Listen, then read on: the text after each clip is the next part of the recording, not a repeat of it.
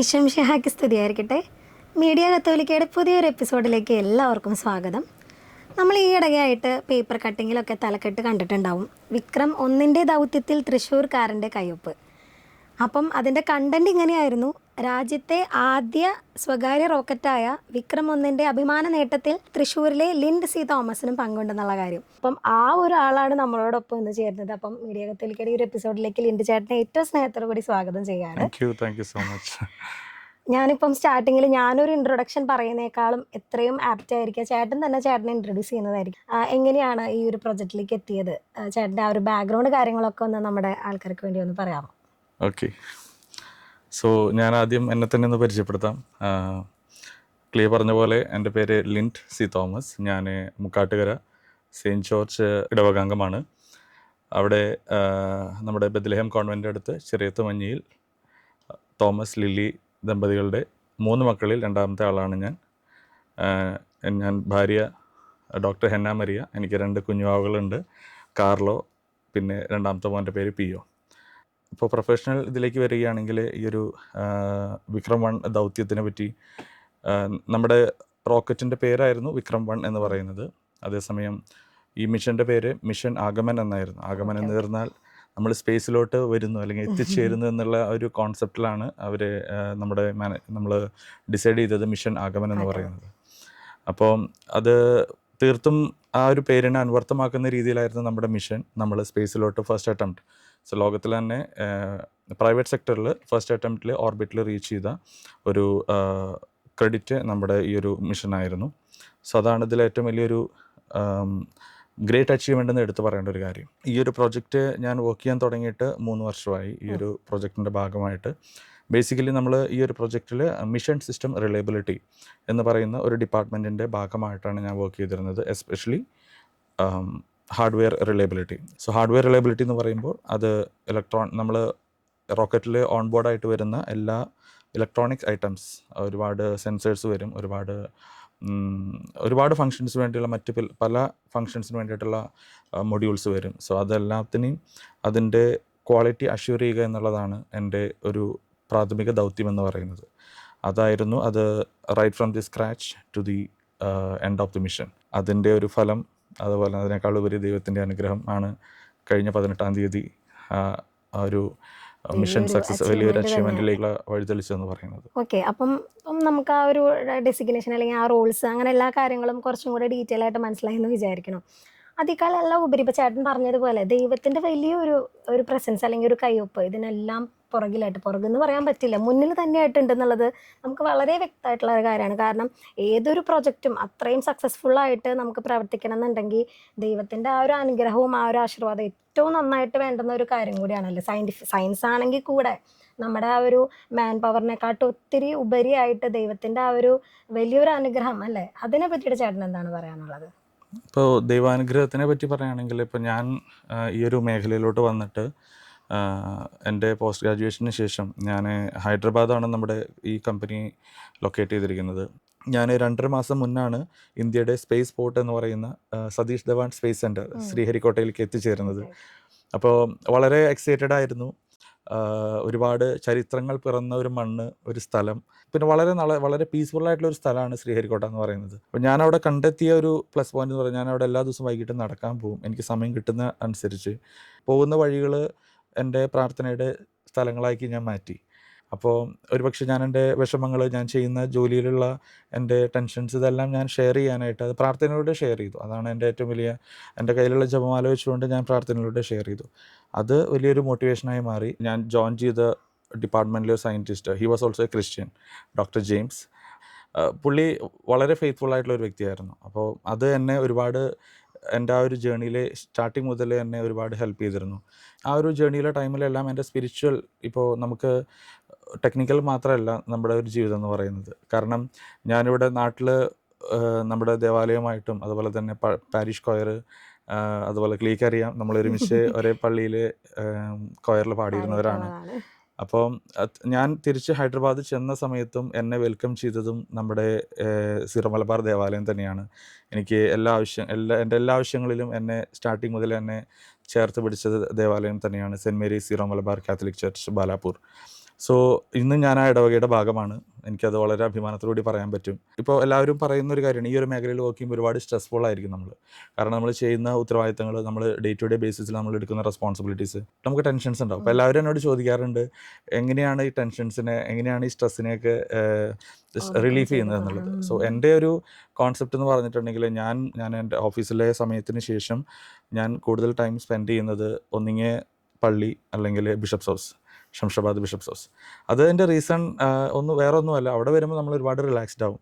അവിടെ അച്ഛന്മാരായിട്ട് ഉള്ള ഒരു കമ്പനി, അതുപോലെ തന്നെ അല്ലെങ്കിൽ ആ പള്ളിയിലെ നമുക്കൊരു പക്ഷേ നമ്മൾ ചെയ്യുന്ന ചെറിയ ചെറിയ കാര്യങ്ങളായിരിക്കും, അത് ചിലപ്പോൾ വലിയ വലിയ നന്മകളായിട്ട് മാറിപ്പോകും. എൻ്റെ പ്രൊഫഷണൽ ജോലിയിൽ മാത്രം ഞാൻ ഒതുങ്ങി കൂടാൻ പാടില്ല. കാരണം അങ്ങനെ ചെയ്തിട്ടുണ്ടെങ്കിൽ അത് ഒരുപാട് നമ്മൾ അതിനു വേണ്ടി മാത്രം നമ്മൾ ജീവിക്കുന്ന പോലെയാവും. പക്ഷേ നമ്മൾ അത് കൂടാതെ നമുക്ക് ഈശോയ്ക്ക് വേണ്ടിയിട്ടും കുറച്ച് സമയം കണ്ടെത്തണം. അത് എൻ്റെ ഏറ്റവും ഒരു പ്രൈമറി ഒബ്ജക്റ്റീവായിരുന്നു. അപ്പോൾ ഞാൻ ഞായറാഴ്ചകളിലാണെങ്കിലും, ഇപ്പോൾ ഞാൻ കാറ്റീസം എടുക്കുന്നുണ്ട്, ഞാനവിടെ കാറ്റഗിസം സെക്രട്ടറിയാണ്.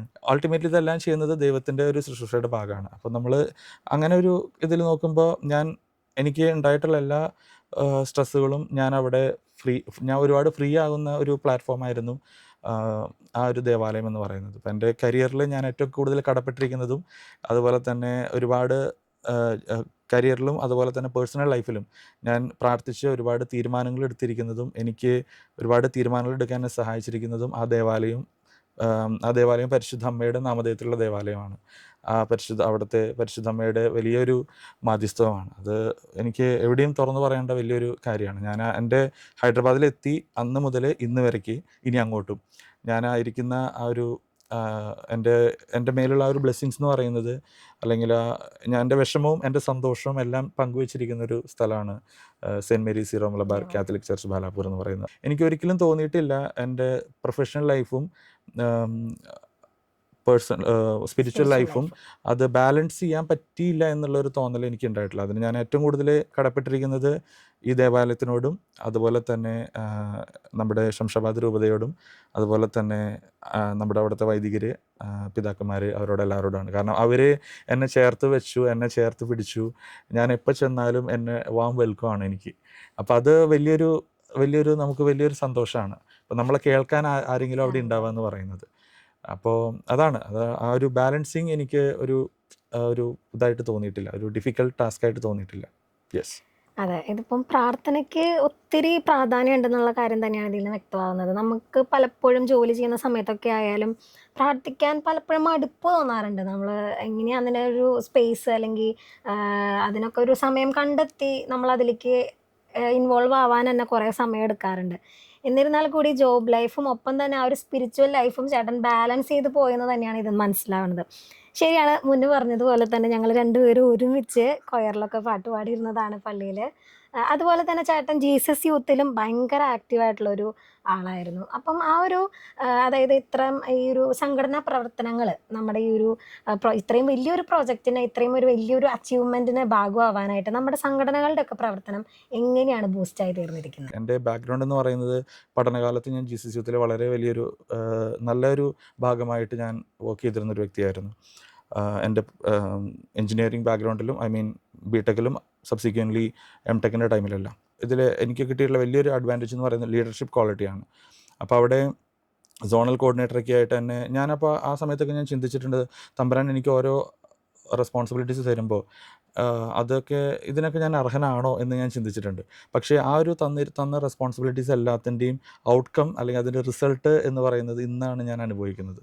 ഇന്ന് ഞാൻ ഏറ്റെടുത്ത റെസ്പോൺസിബിലിറ്റീസ്, ഇന്ന് ഞാൻ ഏറ്റെടുത്തിരിക്കുന്ന മിഷൻ, അല്ലെങ്കിൽ ഇന്ന് ഞാൻ അച്ചീവ് ചെയ്ത കാര്യങ്ങൾക്കെല്ലാം ആ ഒരു ലീഡർഷിപ്പ് റോള്, അല്ലെങ്കിൽ ആ ഒരു പ്ലാറ്റ്ഫോമിലൂടെ ഞാൻ കടന്നു വന്ന വഴികളിലൂടെ ഞാൻ നേടിയെടുത്ത ഒരുപാട് എലമെൻറ്റ്സ് ഉണ്ട്. അപ്പോൾ അതൊക്കെയാണ് എന്നെ ഈ ഒരു മിഷൻ്റെ ഭാഗമായിട്ടും, അതുപോലെ തന്നെ ഈ ഒരു ഗ്രേറ്റ് അച്ചീവ്മെൻറ്റ് എൻ്റെ ഈ കരിയറിൽ through out the career journey എന്നെ ഹെൽപ്പ് ചെയ്തിരിക്കുന്ന മെയിൻ കണ്ടൻസ് എന്ന് പറയുന്നത്.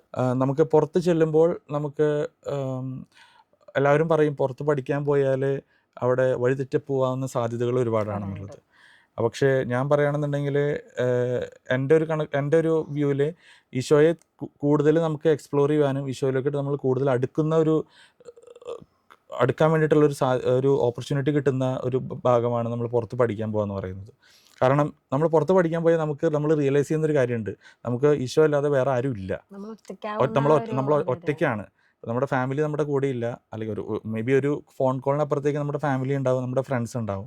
പക്ഷേ നമുക്ക് കൺസിസ്റ്റൻ്റ് ആയിട്ട് നമ്മൾ ഫേസ് ചെയ്യുന്ന ഒരു സ്ട്രഗിളിൻ്റെ ടൈമിൽ, അത് പക്ഷേ നമ്മുടെ സ്റ്റഡീസിനുമായി ബന്ധപ്പെട്ടായിരിക്കാം, അല്ലെങ്കിൽ മറ്റു പലതുമായി ബന്ധപ്പെട്ടായിരിക്കാം. പക്ഷെ അവിടെ എല്ലാം നമുക്ക് അൾട്ടിമേറ്റ്ലി എത്തിച്ചേരാവുന്ന, നമ്മൾ പറയുന്നൊരു കാര്യമുണ്ട്, നമ്മുടെ പാരൻസോ അല്ലെങ്കിൽ പഴമക്കാർ പറയുന്നൊരു കാര്യമുണ്ട്, അതായത് വിളിച്ചാൽ വിളി കേൾക്കുന്ന ഒരു ദൈവത്തിൻ്റെ അടുത്താണ് നീ ആയിരിക്കുക എന്ന് പറയും. അപ്പോൾ ആ ഒരു കോൺസെപ്റ്റാണ് ഞാൻ ഫോളോ ചെയ്തിരിക്കുന്നത്.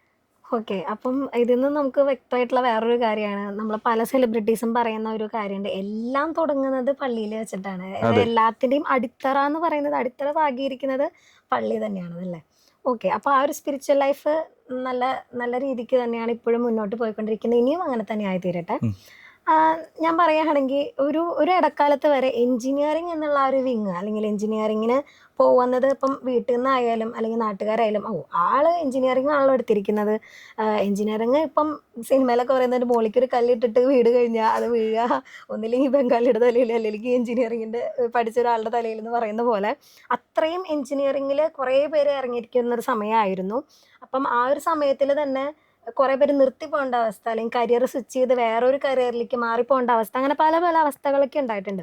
അപ്പം ലിൻഡോ ചേട്ടൻ ഒരു എഞ്ചിനീയർ എന്നുള്ള രീതിയിൽ എന്നിരുന്നാൽ കൂടി ഇത്രയും വലിയൊരു പൊസിഷനിൽ എത്തിച്ചേരാനായിട്ട് പറ്റി, അതായത് പല പല എഞ്ചിനീയറിങ്ങിന് ഇങ്ങനെയും ഒരു വിങ്ങിലേക്ക് എത്തിച്ചേരാൻ പറ്റുന്നുള്ളൊരു കാര്യം കൂടിയാണ് മനസ്സിലാവുന്നത്. അതിനെ പറ്റി എന്താ പറയുക?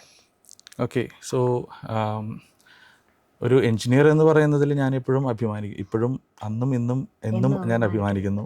കാരണം രാജ്യത്തിലെ ഏറ്റവും കൂടുതൽ ആദരിക്കപ്പെടുന്ന 2 മിഷൻ്റെ ഭാഗമാകാനായിട്ട് എനിക്ക് സാധിച്ചു. ഈ ഒരു സ്പേസ് സെക്ടർ എന്ന് പറയുന്ന ഇതിൽ എഞ്ചിനീയേഴ്സിന് ഒരുപാട് റോളുണ്ട്. അപ്പോൾ ഇന്ന് ഈ ഒരു മിഷൻ്റെ ഭാഗമായി എനിക്ക് കോൺട്രിബ്യൂട്ട് ചെയ്യാൻ സാധിച്ചു എന്നുള്ളത് ഒരു എഞ്ചിനീയർ ആയതുകൊണ്ട് മാത്രമാണ്. അതിൽ യാതൊരുവിധ സംശയവുമില്ല.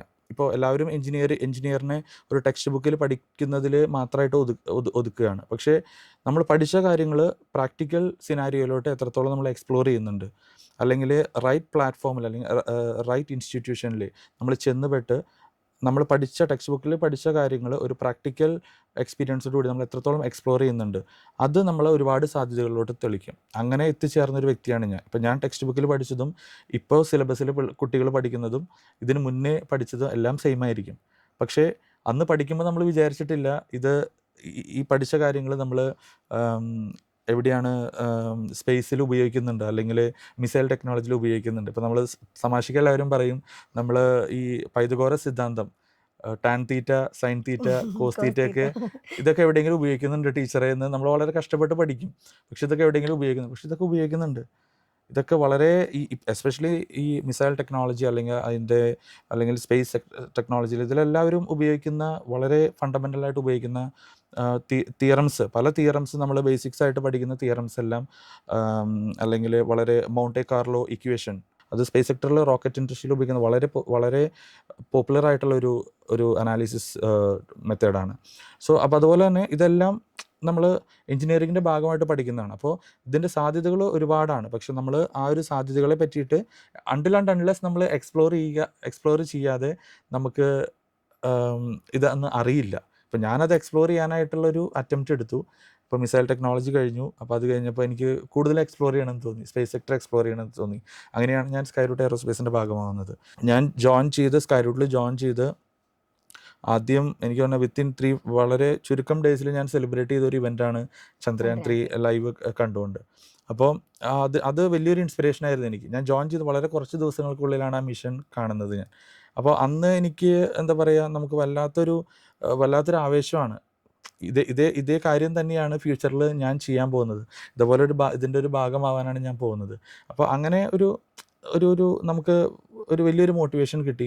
പിന്നെ ഞാൻ ഈ ഒരു മേഖല, ഞാൻ നേരത്തെ പറഞ്ഞ പോലെ അൺലെസ് നമ്മൾ എക്സ്പ്ലോർ ചെയ്യാനായിട്ടുള്ളൊരു അറ്റംപ്റ്റ് നമ്മുടെ ഭാഗത്തുനിന്ന് എടുക്കാത്തിടത്തോളം നമുക്ക് ഇതിൻ്റെ സാധ്യതകളെ പറ്റി നമ്മൾ അറിയില്ല. അപ്പോൾ ഇന്നത്തെ കാലഘട്ടത്തിൽ ഒരുപാട് സാധ്യതകളുള്ള ഒരു മേഖലയാണ് സ്പേസ് സെക്ടർ എന്ന് പറയുന്നത്. ഒരുപാട് സ്റ്റാർട്ടപ്പ് കമ്പനീസ് ഇന്ത്യയിൽ, അതിനേക്കാളുപരി ഗവൺമെൻറ് ഇതിന് ഒരുപാട് സപ്പോർട്ട് ചെയ്യുന്നുണ്ട്. എസ്പെഷ്യലി ഈ കഴിഞ്ഞ ഒരു 10 വർഷത്തിനുള്ളിൽ ഒരുപാട് സ്പേസ് കമ്പനീസ് ഈ ഒരു മേഖലയിൽ എമർജിങ് ആണ്. അപ്പോൾ നമ്മുടെ കുട്ടികൾ ഈ ഒരു മേഖലയെ അറിഞ്ഞ് അതിൻ്റെ സാധ്യതകളിലേക്ക് ഇറങ്ങണമെന്നാണ് ഈ ഒരു ഫീൽഡിൽ വർക്ക് ചെയ്യുന്ന ഒരു വ്യക്തി എന്ന നിലയിൽ എൻ്റെ ഒരു പേഴ്സണൽ ഒപ്പീനിയൻ. അത് ചേട്ടൻ നേരത്തെ പറഞ്ഞിരുന്നു, നമ്മളിങ്ങനെ ഒരു വലിയൊരു ദൗത്യത്തിന്റെ ഭാഗമായിട്ടാണ് ശ്രീഹരിക്കോട്ടയിൽ എത്തിച്ചേരാനായിട്ട് 3 വർഷം മുന്നേ 3 വർഷം മുന്നേ 3 മാസം 3 മുന്നേ. മാസം മുന്നേ, അതെ അതെ. അതെ. അപ്പം ആ ഒരു അവിടുത്തെ ആ ഒരു പീസ്ഫുൾ ആയിട്ടുള്ള ഒരു എൻവയോൺമെന്റിൽ ആ ഒരു എക്സ്പീരിയൻസ് എങ്ങനെയായിരുന്നു?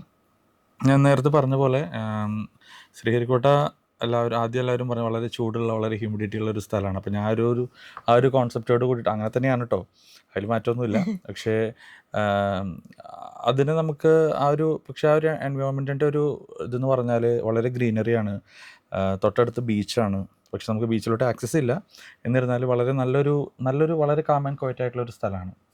അപ്പോൾ ആദ്യ ദിവസങ്ങളിലെല്ലാം ഞാൻ കുറച്ച് നേരം ടൈം സ്പെൻഡ് ചെയ്യാറുണ്ട്. അപ്പോൾ ആ ടൈമിൽ ഇങ്ങനെ ഞാൻ പറഞ്ഞ പോലെ വളരെ ഫ്രീ ആയിട്ട് നമ്മൾ നടക്കുമ്പോൾ നമ്മൾ ഈ പറഞ്ഞ പോലെ കുറച്ച് കാര്യങ്ങളൊക്കെ നമ്മൾ നമ്മുടേതായിട്ടുള്ള രീതിയിൽ കുഞ്ഞു കുഞ്ഞു പ്രാർത്ഥന, കാരണം എനിക്ക് അതിന് വേണ്ടി സെപ്പറേറ്റ് ടൈമോ അല്ലെങ്കിൽ ഒന്നും കണ്ടെത്താനായിട്ട് അതിനേക്കാൾ ഉപരി എനിക്ക് തോന്നുന്നത് ആ ഒരു ടൈമൊക്കെ ഞാൻ ചിലവഴിച്ചത് ഇപ്പോൾ കൊന്ത ചൊല്ലിക്കൊണ്ടോ അല്ലെങ്കിൽ എനിക്ക് എന്ത് ഈശ്വരൻ്റെ അടുത്ത് പറയാനുണ്ടോ അതെല്ലാം ഞാൻ ആ ടൈമിൽ അവിടെ ഇങ്ങനെ നമ്മൾ ഫ്രീ ആയിട്ട് നടക്കുന്ന ഒരു ഇതാണ്. പിന്നെ നമുക്ക് പ്രത്യേകിച്ച് വേറൊരു ഡിസ്റ്റർബൻസും ഇല്ല, നമ്മൾ വളരെ ഫ്രീ ആണ്. അപ്പോൾ അതായിരുന്നു ഒരു ഇതെന്ന് പറയുന്നത്. പിന്നീട് നമ്മൾ ഇതുപോലെ തന്നെ ജോലിയുടെ ഭാഗമായിട്ട് നമ്മൾ ജോലി ചെയ്യുന്ന സമയങ്ങളിലാണെങ്കിലും നമുക്കറിയാം നമ്മൾ ഏറ്റെടുത്തിരിക്കുന്ന ഉത്തരവാദിത്തം വളരെ വലുതാണ്. ഞാൻ മുന്നേ പറഞ്ഞ പോലെ ഒരു വളരെ മൈന്യൂട്ടായിട്ടുള്ള ഒരു എറർ പോലും ഒരു മിഷൻ ഫെയിലിയറിന്, പല മിഷൻസും ഫെയിലിയർ ആയിട്ടുള്ളത് even world level, not only നമ്മുടെ ഇന്ത്യൻ മിഷൻസ് ആണെങ്കിൽ അതിനേക്കാൾ ഉപരി പല മിഷൻസിൻ്റെയും വളരെ മൈന്യൂട്ടായിട്ടുള്ള കാര്യങ്ങളായിരിക്കും നമ്മുടെ ശ്രദ്ധയിൽ നിന്ന് വിട്ടുപോയിട്ടുള്ള കാര്യങ്ങളായിരിക്കാം മിഷൻ ഫെയിലിയറിന് കാരണമായിട്ടുണ്ടാവുക. ക്വാളിറ്റി അഷുറൻസ് എന്ന് പറയുമ്പോൾ നമ്മൾ എന്ത് പ്രൊഡക്റ്റ് മേടിക്കുകയാണെങ്കിലും ക്ലിയർ കണ്ടിരിക്കും. ഇപ്പോൾ നമ്മളൊരു മൊബൈൽ മേടിക്കുകയാണ് അല്ലെങ്കിൽ എന്ത് പ്രൊഡക്റ്റും, not only mobile but also any product QC certified, QC tested എന്ന് പറയുന്നൊരു ടാഗ് ഉണ്ടാവും. അത് ചുമ്മാ വെക്കുന്നതല്ല. അത് സെയിം സംഭവം തന്നെ റോക്കറ്റിനും ഉണ്ട്. ലോഞ്ച് വെഹിക്കിളിന് അത് QC tested or QC cleared എന്ന് പറഞ്ഞ് അത് സ്റ്റാമ്പ് ചെയ്യുമ്പോൾ അത് വളരെ ഇമ്പോർട്ടൻ്റ് ആണ്. എന്ന് വെച്ചിട്ടുണ്ടെങ്കിൽ അത് നമ്മൾ സർട്ടിഫൈ ചെയ്യാണ്. അതായത് അതിൽ അനോമലീസ് ഒന്നും ഇല്ല, ക്വാളിറ്റി അതിൽ അഷ്വർ ചെയ്തു, ക്വാളിറ്റി അഷ്വേർഡ് എന്ന് നമ്മൾ സർട്ടിഫൈ ചെയ്യാണ്. അതിൽ യാതൊരുവിധ അനോമലീസും ഇല്ല എന്നുള്ളത് നമ്മൾ വിഷ്വലി ഇൻസ്പെക്ട് ചെയ്ത് 1, 2, 3, 4 തവണ ഇൻസ്പെക്ട് ചെയ്ത്, മേ ബി പലവരും പല പ്രാവശ്യം പല ഡൊമൈനിലുള്ളവർ ഇൻസ്പെക്ട് ചെയ്ത് ഫൈനലി ക്വാളിറ്റി ഇൻസ്പെക്ട് ചെയ്തിട്ടാണ് അതിനെ നമ്മൾ റെഡി ഫോർ മിഷൻ എന്ന് നമ്മൾ ഡിക്ലെയർ ചെയ്യുന്നത്. സോ ആ ടൈമിൽ എനിക്ക് ഓഫ് കോഴ്സ് എല്ലാവരെയും പോലെ എനിക്കും ടെൻഷൻ ഉണ്ടായിരുന്നു. കാരണം നമ്മുടെ കണ്ണുകൾ കൊണ്ട് എത്രത്തോളം നോക്കിയാലും നമുക്ക് സാറ്റിസ്ഫൈഡ് ആവില്ല ആ ഒരു ടൈമിൽ. മേ ബി ഇപ്പോൾ നമ്മൾ ചുമ്മാ നോക്കുന്നത് പോലെയല്ല. ഇപ്പോൾ ഓക്കെ ഞാനിത് കണ്ടു, ഓക്കെ ഫൈൻ, ബട്ട് നമ്മൾ ആ ഒരു പെർട്ടിക്കുലർ ടൈമിൽ നമ്മൾ നോക്കുമ്പോൾ നമുക്ക് എത്ര നോക്കിയാലും സാറ്റിസ്ഫൈ ആവില്ല, നമ്മൾ വീണ്ടും വീണ്ടും നോക്കാനുള്ളൊരു ടെൻഡൻസി വരും.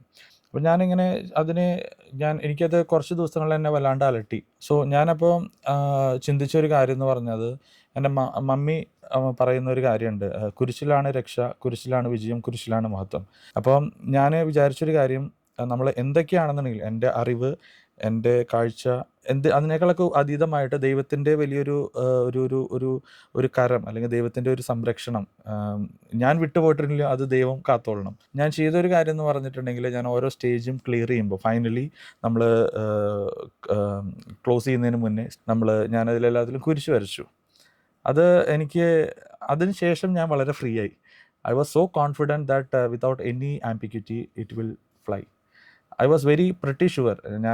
എനിക്കതിൽ യാതൊരുവിധ കൺഫ്യൂഷൻസും ഉണ്ടായിരുന്നില്ല. കാരണം ദൈവത്തിൻ്റെ വലിയൊരു സംരക്ഷണം നമ്മളിപ്പോൾ ഇപ്പോൾ നമ്മൾ ആസ് എ ക്രിസ്ത്യൻസ് നമ്മൾ എന്ത് സ്വീകരിക്കുമ്പോഴും കുരിശടയാളത്തിൻ്റെ കുരിശിൻ്റെ ഒരു സംരക്ഷണം, നമ്മൾ കുരിശിനാൽ ആകപ്പെട്ടിരിക്കുന്നു എന്ന് പറഞ്ഞുകൊണ്ടാണ് നമ്മൾ വൈദികരിൽ നിന്ന്, അല്ലെങ്കിൽ അത് വൈദികർ നിന്നെന്ന് പറയുമ്പോൾ ഈശോ നമ്മളെ കുരിശിനാൽ മുദ്രിതരാക്കുകയാണ്.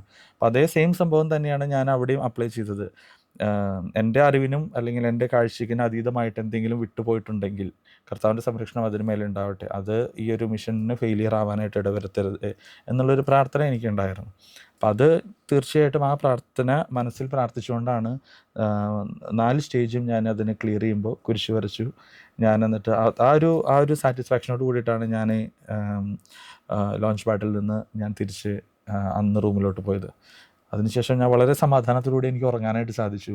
പിന്നീട് നെക്സ്റ്റ് ഡേ ഏർലി മോർണിംഗ് നമ്മൾ ലോഞ്ച് കൗണ്ട് ഡൗൺ സ്റ്റാർട്ട് ചെയ്തപ്പോഴും എല്ലാവരും എക്സൈറ്റഡ് ആയിരുന്നു, അല്ലെങ്കിൽ എല്ലാവരും ടെൻസ്ഡ് ആയിരുന്നു എന്താണ് സംഭവിക്കാൻ പോകുന്നത്. ഈവൻ എൻ്റെ ഫാമിലിയൊക്കെ മിഷൻ കാണുന്ന സമയത്ത് കുറച്ച് നേരത്തേക്ക് എൻ്റെ സ്ക്രീനിൽ കാണാണ്ടായപ്പോൾ അവർ ടെൻസ്ഡായി, എന്തെങ്കിലും സംതിങ് റോങ് ഉണ്ടായോ എന്നുള്ളൊരു ചിന്തയുണ്ടായി. പക്ഷേ ഐ വാസ് സോ കോൺഫിഡൻറ്റ്. അത് ഈശോയുടെ വലിയൊരു സംരക്ഷണം എൻ്റെ മേലുണ്ടായിരുന്നു എന്നുള്ളത്, ആ മിഷൻ്റെ മേലുണ്ടായിരുന്നു എന്നുള്ളത്, അത് എനിക്ക് ലോഞ്ച് ക്യാമ്പയിനിൽ എനിക്ക് അനുഭവപ്പെട്ട, ഞാൻ ഈശോനെ ഏൽപ്പിച്ച ഒരു കാര്യമായിരുന്നു. അത് ഈശോ വളരെ ഭംഗിയായിട്ട് ചെയ്തു എന്ന് എനിക്കതൊരു ടെസ്റ്റിമണി ആയിട്ട് തന്നെ എനിക്ക് പറയാൻ സാധിക്കും. That's all. നമ്മൾ ഏതൊരു കരിയർ അല്ലെങ്കിൽ ഇപ്പോൾ ചേട്ടൻ ചൂസ് ചെയ്ത ഒരു ഫീൽഡ് ചൂസ് ചെയ്യുമ്പം നമ്മൾ ഒരാളെ കണ്ടിട്ടോ അല്ലെങ്കിൽ എന്തെങ്കിലും എപ്പോഴും നമുക്കൊരു റോൾ മോഡൽ ഉണ്ടായിരിക്കില്ല. ഇപ്പോൾ ഈ ഒരു സ്പേസ് അതിലേക്ക് എൻട്രി ചെയ്യാനായിട്ട് ഇന്ന ആളായിരുന്നു എൻ്റെ റോൾ മോഡൽ എന്ന് പറയാൻ അങ്ങനെ ഒരാളുണ്ടോ? തീർച്ചയായും. അതിൽ ഈ 2 മേഖലയിലും ഞാൻ മുന്നേ പറഞ്ഞ പോലെ ഞാൻ ഡിഫൻസ് സെക്ടറിലും വർക്ക് ചെയ്തിട്ടുണ്ട്, സ്പേസ് സെക്ടറിലും വർക്ക് ചെയ്യുന്നുണ്ട്. സോ ഈ 2 മേഖലയിലും വളരെ സിഗ്നിഫിക്കൻ്റ് ആയിട്ട് കോൺട്രിബ്യൂട്ട് ചെയ്തൊരു വ്യക്തിയുണ്ട്. ആരാന്ന് പറയാമോ? ഒരു ഗസ്.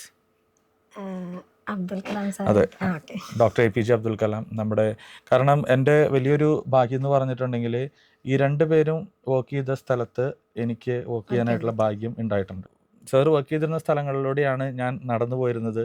ഞാൻ വർക്ക് ചെയ്തിരുന്ന സമയത്ത് സാർ ഉണ്ടായിരുന്നില്ല, പക്ഷേ ആ സാറിൻ്റെ ലെഗസി ഉള്ള ഒരു സ്ഥലങ്ങളിലെല്ലാം നമുക്ക്, അല്ലെങ്കിൽ സാറിൻ്റെ കൂടെ വർക്ക് ചെയ്തിരുന്നവരുടെ കൂടെ വർക്ക് ചെയ്യാനായിട്ടുള്ള ഭാഗ്യം ഇപ്പോൾ എനിക്കുണ്ട്. അത് വലിയൊരു ഭാഗ്യമാണ്. നമ്മൾ പുറകോട്ട് ചിന്തിക്കുമ്പോൾ അങ്ങനെയുള്ളൊരു വ്യക്തിയുടെ സാമീപ്യം ഉണ്ടായിരുന്ന ഒരു സ്ഥലത്ത് വർക്ക് ചെയ്യാൻ പറ്റി, ഇന്നും വർക്ക് ചെയ്യുന്നു എന്നുള്ളത്, അതുകൊണ്ട് തന്നെ സാർ തന്നെയാണ് ഈ ഒരു മേഖലയിൽ എൻ്റെ ഒരു റോൾ മോഡൽ എന്ന് പറയുന്നത്. എപ്പോഴെങ്കിലും ചേട്ടന് മടുപ്പ് തോന്നിയിട്ടുണ്ടോ നമ്മൾ ഈ ഒരു ഫീൽഡിൽ നിൽക്കുമ്പം, അല്ലെങ്കിൽ നേരത്തെ പറഞ്ഞ ഭയങ്കരമായിട്ട് ഒറ്റപ്പെടൽ ഫീൽ ചെയ്യുമ്പോൾ എപ്പോഴെങ്കിലും ഇത് ഞാൻ എടുത്തത് തെറ്റായിപ്പോയി അല്ലെങ്കിൽ ഒരു മടുപ്പ് പോലെ ഫീൽ ചെയ്തിട്ടുണ്ടോ? ഒരിക്കലുമില്ല. കാരണം ഞാൻ നേരത്തെ നമ്മളൊരു കോൺടാക്ട് സംസാരിച്ചിരുന്നു, എഞ്ചിനീയർ അല്ലേ, ജസ്റ്റ് എഞ്ചിനീയർ അല്ലേ. പക്ഷേ ഒരു എഞ്ചിനീയറിന് എന്ത് ചെയ്യാൻ സാധിച്ചു എന്നുള്ളത് കൊണ്ടാണ് ഞാൻ ഇന്നിവിടെ ഇരിക്കുന്നത്. അപ്പോൾ അല്ലെങ്കിൽ എൻ്റെ ടീമിലുള്ള വ്യക്തികളെല്ലാവരും ഇന്ന് ഒരുപാട് പേര് എല്ലാവരും ഹാപ്പി ആയിട്ടിരിക്കുന്നതിൻ്റെ റീസൺ എന്ന് പറയുന്നത്. അപ്പോൾ ഒരിക്കലും ഈ ഒരു പ്രൊഫഷനോ അല്ലെങ്കിൽ ഈ ഒരു മേഖലയെ പ്രതി ഞാൻ ഒരിക്കലും ഡിപ്രസ്ഡ് ആയിട്ടില്ല. കാരണം ഒരുപാട് സാധ്യതകളുള്ള വലിയൊരു മേഖലയാണ് സ്പേസ് സെക്ടർ എന്ന് പറയുന്നത്, അല്ലെങ്കിൽ ഡിഫൻസ് സെക്ടർ എന്ന് പറയുന്നത്.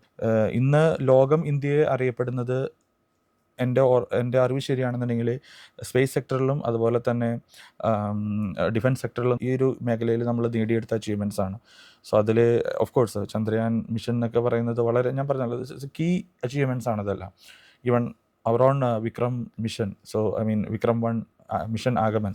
സോ ഇന്ന് ലോകം മുഴുവൻ അതിനെപ്പറ്റി സംസാരിച്ചുകൊണ്ടിരിക്കുകയാണ്. കാരണം ഞാൻ നേരത്തെ പറഞ്ഞ പോലെ സ്വകാര്യ മേഖലയിലെ ആദ്യത്തെ റോക്കറ്റ് വിക്ഷേപണം, അത് first time right without any hiccups അത് അച്ചീവ് ചെയ്യാൻ പറ്റുക എന്ന് പറയുന്നത് വലിയൊരു അപ്രിസിയേഷൻ അർഹിക്കുന്ന ഒരു കാര്യമാണ്. അതിൻ്റെ ഭാഗമാകാൻ സാധാരണ ഒരു കുടുംബത്തിൽ ജനിച്ച് നമ്മുടെ സഭയുടെ കോൺവെൻറ്റ് സ്കൂളുകളിൽ പഠിച്ച് സഭയുടെ വിശ്വാസം അല്ലെങ്കിൽ അതിൽ നിന്നൊന്നും വ്യതിചലിക്കാതെ അതിനെ മുറുകെ പിടിച്ചുകൊണ്ട് ഇന്ന് വരയ്ക്ക് ഇനി അങ്ങോട്ടും എനിക്ക് പോകാൻ പറ്റട്ടെ. ഇതുവരെ പോയതും അങ്ങനെ തന്നെയാണ്, ഞാൻ നേരത്തെ പറഞ്ഞ പോലെ.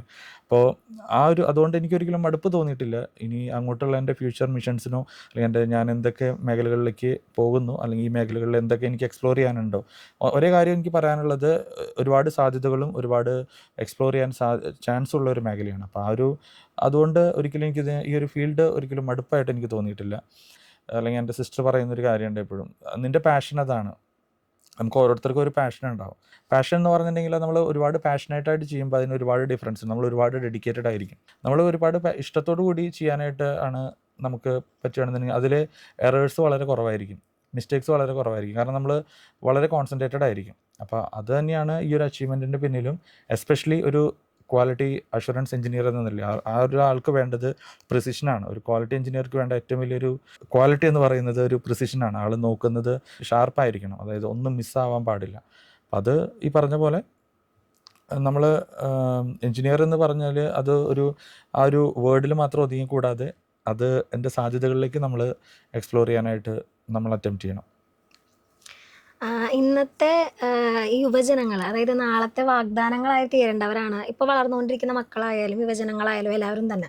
അതായത് ഇപ്പോൾ ചേട്ടൻ ഇരിക്കുന്ന ഒരു പൊസിഷനിലാണെങ്കിൽ കൂടി നമ്മുടെ യൂത്തിനും കൂടുതൽ എത്തിച്ചേരാൻ പറ്റുന്ന ഒരു ഏരിയ തന്നെയാണല്ലേ. അപ്പം യുവജനങ്ങൾ നമ്മുടെ ഈ മീഡിയ കത്തോലിക്കയുടെ വ്യൂവേഴ്സ് ആയാലും കൂടുതൽ യൂത്ത് ആയിരിക്കും. നമ്മൾ മീഡിയയാണ് അതെ ആ അതെ ഒരു വീഡിയോസ് എല്ലാം കണ്ട് അവർക്കും കൂടെ ഒരു മോട്ടിവേഷൻ അല്ലെങ്കിൽ അവരുടെ അടുത്ത് പറയാനുള്ള ഒരു മെസ്സേജ് എന്താണ്? നമ്മുടെ യൂത്ത് എന്ന് പറയുന്ന ഇപ്പോൾ നമ്മുടെ ഒരുപാട് ഞാൻ നേരത്തെ പറഞ്ഞ പോലെ ഈ ഒരു മുന്നൊരു കോൺസെപ്റ്റ് ഉണ്ടായിരുന്നു. വളരെ ചുരുങ്ങിയ സ്ഥാപനങ്ങളിൽ മാത്രമാണ് ഈ ഡിഫൻസ് സെക്ടർ അല്ലെങ്കിൽ സ്പേസ് സെക്ടർ എന്ന് പറയുന്ന ഒരു ഒരു ഒരു ചട്ടക്കൂട് ഉണ്ടായിരുന്നു. അങ്ങനെ ഒരു കോൺസെപ്റ്റ് ഉണ്ടായിരുന്നു. അതുകൊണ്ടാണ് നമ്മുടെ നല്ലൊരു ശതമാനം യൂത്ത് ഈ ഒരു മേഖലയിലോട്ട് എക്സ്പ്ലോർ ചെയ്യാനായിട്ട് എക്സ്പ്ലോർ ചെയ്യാതെ ഒന്ന് മാറി നിന്നിരുന്നത്. പക്ഷേ ഇന്ന് കഴിഞ്ഞൊരു 10 വർഷത്തെ ഒരു സിറ്റുവേഷൻ എടുക്കണത് അങ്ങനെയല്ല. ഇപ്പോൾ ഒരുപാട് സ്പേസ് സ്റ്റാർട്ടപ്സ് കമ്പനീസ് നമ്മുടെ ഇന്ത്യയിലുണ്ട്. ഈ സ്പേസ് സെക്ടറിനെ പ്രൊമോട്ട് ചെയ്യുന്ന ഒരു എക്കോസിസ്റ്റത്തിലാണ് നമ്മൾ ഇന്നായിരിക്കുക. അവിടെ എല്ലാത്തിനും ഉള്ളതെന്ന് പറഞ്ഞിട്ടുണ്ടെങ്കിൽ നമ്മുടെ ആശയങ്ങൾക്കാണ് പ്രാധാന്യം. ഒരുപക്ഷെ 2 പേര് സംസാരിച്ച് നമുക്ക് സ്പേസിലോട്ട് പോകണം. പക്ഷേ നമുക്കുള്ള ആക്സസ് എന്താണ്? അതിന് വേണ്ടി നമുക്ക് എന്തൊക്കെ ചെയ്യാം? അപ്പം അത് 2 എഞ്ചിനീയേഴ്സ് സംസാരിക്കുമ്പോഴും അത് ഒരുപാട് ആശയങ്ങൾ പുറത്തേക്ക് വരും. അപ്പം അങ്ങനെ ആശയങ്ങൾ വന്ന് ഇപ്പോൾ ഒട്ടുമിക്ക എല്ലാ സ്റ്റാർട്ടപ്സ് കമ്പനീസും സ്പേസ് സെക്ടറിലുള്ള സ്റ്റാർട്ടപ്പ് കമ്പനീസും ഇന്ന് എമർജിങ് ആയി വരുന്നത് ഇങ്ങനെയുള്ള ചെറിയ ചെറിയ ആശയങ്ങളിലൂടെയാണ്. എഞ്ചിനീയറിംഗ് ഫീൽഡ് പഠിച്ച് അതിൻ്റെ ഒരു മേഖലയിൽ മാത്രം ജോലി അന്വേഷിക്കാതെ ഇതിനപ്പുറത്തേക്ക് സാധ്യതകളുണ്ട്. ഇപ്പം നമ്മളെപ്പോഴും പറയും, മുന്നെന്ന് പറഞ്ഞാൽ എഞ്ചിനീയറിങ്ങിന് 3 ഡിപ്പാർട്ട്മെൻറ്റേ ഉള്ളൂ. Either electrical, mechanical or civil. അതിൻ്റെ ഒരുപാട് വെറൈറ്റീസാണ് ഇപ്പോൾ എന്ന് പറയുന്നത്. ഇതിൽ നിന്ന് തന്നെ ഒരുപാട് വെറൈറ്റീസ് ഉണ്ട്. സോ എൻ്റെ പേഴ്സണൽ ഒപ്പീനിയൻ, ഏത് ഫീൽഡ് ആയിക്കോട്ടെ, ആയിരിക്കുന്ന അവരുടെ പാഷൻ കണ്ടെത്തുക, ഐഡൻറ്റിഫൈ ചെയ്യുക, അത് എക്സ്പ്ലോർ ചെയ്യാനായിട്ട് നോക്കുക. സോ പെർട്ടിക്കുലർലി സ്പേസ് സെക്ടറിനെ പറ്റിയാണെന്നുണ്ടെങ്കിൽ ഇന്ന് ഒരുപാട് സാധ്യതകൾ, ഇനി അങ്ങോട്ട് ഒരുപാട് സാധ്യതകൾ ഇന്ത്യൻ സ്പേസ് സെക്ടർ എന്ന് പറയുന്നത് വളരെ ഓപ്പണപ്പാണ്. ആർക്ക് വേണമെങ്കിലും ഒരു ആശയമുണ്ടെന്നുണ്ടെങ്കിൽ, എസ്പെഷ്യലി ഇപ്പോൾ നമ്മുടെ പ്രീമിയർ ഇൻസ്റ്റിറ്റ്യൂഷൻസ് ലൈക്ക് IIT എല്ലായിടത്തും ഈ സ്റ്റാർട്ടപ്പ് കമ്പനീസിനെ, എസ്പെഷ്യലി സ്പേസ് സെക്ടറിലുള്ള സ്റ്റാർട്ടപ്പ് കമ്പനീസിനെ പ്രൊമോട്ട് ചെയ്യാനായിട്ട് ഗവൺമെൻറ് വളരെ വാം വെൽക്കമാണ്. അപ്പം അങ്ങനെ തുടങ്ങിയ ഒരു ഫേമാണ് സ്കൈറൂട്ട് എയറോസ്പേസ് എന്ന് പറയുന്നത്. അപ്പോൾ അതുപോലെ തന്നെ ഒരുപാട് ഫേംസുകളുണ്ട്. അപ്പോൾ that indicates that there are people who are interested to explore space sector or defence sector. എൻ്റെ പേഴ്സണൽ ഒപ്പീനിയൻ, സ്പേസ് ക്ലബ്ബ് പോലെയുള്ള ഒരു ആശയം എല്ലാ സ്കൂളുകളിൽ, എസ്പെഷ്യലി നമ്മുടെ സ്കൂളുകളിലെല്ലാം സ്റ്റാർട്ട് ചെയ്യാൻ പറ്റുവാണെങ്കിൽ ഒരുപാട് യങ് സയൻറ്റിസ്റ്റുകളെ നമുക്ക് വാർത്തെടുക്കാൻ പറ്റും. കാരണം എക്കോസിസ്റ്റം ഓപ്പണാണ്, സ്പേസ് എക്കോസിസ്റ്റം. ഓഫ് കോഴ്സ് ഗവൺമെൻറ്റും ആണെങ്കിൽ പോലും വളരെ സപ്പോർട്ടീവാണ്. അപ്പോൾ അതുകൊണ്ട് നമ്മുടെ ഭാഗത്തുനിന്ന് ഒരു ഇനിഷ്യേഷൻ ഉണ്ടാവുക എന്നുള്ളതാണ് ഏറ്റവും പ്രാധാന്യം. ഇതാണ് എനിക്ക് യങ് ജനറേഷനെ, യൂത്തിന് പറയാനായിട്ടുള്ള, അവരോട് കൊടുക്കാനായിട്ടുള്ള വലിയൊരു മെസ്സേജ് എന്ന് പറയുന്നത്. താങ്ക് യു ചേട്ടാ, താങ്ക് യു സോ മച്ച്. നമുക്കറിയാം ഈ ഒരു ചെറിയൊരു സമയത്തിൻ്റെ ഉള്ളിലാണെങ്കിലും ഒത്തിരി ആസ്പെക്റ്റിനെ കുറിച്ചിട്ട് നമ്മളിവിടെ സംസാരിക്കുകയുണ്ടായി. തീർച്ചയായും. അറിയാത്ത പല കാര്യങ്ങളും ഇപ്പോൾ ഈ ഒരു വീഡിയോ കാണുന്നവർക്കായാലും കൂടുതൽ കാര്യങ്ങളിലേക്ക് ഇപ്പം സ്പേസ് ക്ലബ്ബ് ആ ഒരു കാര്യമൊക്കെ ഭയങ്കര ഇന്നോവേറ്റീവ് ആയിട്ടുള്ളൊരു ഐഡിയ അല്ലെങ്കിൽ ഒരു കാര്യമാണ്. അപ്പം അതിനായിട്ടുള്ള ഒരു സന്ദേശം കൂടെ പറഞ്ഞു തന്ന ചേട്ടന് ഒത്തിരി സ്നേഹത്തോടെ നന്ദി പറയണം. ഒരിക്കൽ കൂടെ we congratulating as a part of അല്ലെങ്കിൽ behalf of Thrissur archdiocese and media കത്തോലിക്ക. Thank you so much. ഇനിയും ഒത്തിരി ഉയരങ്ങളിലേക്ക് എത്തിച്ചേരാനായിട്ട് പറ്റട്ടെ. ഇതൊരു തുടക്കം മാത്രം എന്ന് പറയാതെ ഇനിയും ഒരുപാട് ലൈഫ് ഇങ്ങനെ കിടക്കുകയാണ്. അപ്പം ആ ഒരു ജീവിതത്തിലുടനീളം ദൈവത്തിന്റെ അനുഗ്രഹങ്ങളും ബ്ലെസ്സിങ്സും പ്രേയേഴ്സും എല്ലാം ഞങ്ങളും ഒപ്പം തന്നെ പ്രാർത്ഥിക്കുന്നതായിരിക്കും. ചേട്ടനും ഇനിയും നല്ല രീതിയിൽ ആ ഒരു ഇപ്പൊ പോയ ആ ഒരു സ്പിരിറ്റോട് കൂടി തന്നെ ഇനിയും വലിയ വലിയ പൊസിഷനുകളിൽ വലിയ വലിയ പ്രൊജക്ടിന്റെയും ഭാഗമാവാനായിട്ട് സാധിക്കട്ടെ. ദൈവം അനുഗ്രഹിക്കട്ടെ എന്ന് പ്രാർത്ഥിക്കുന്നു, ആശംസിക്കുന്നു. Thank you so much.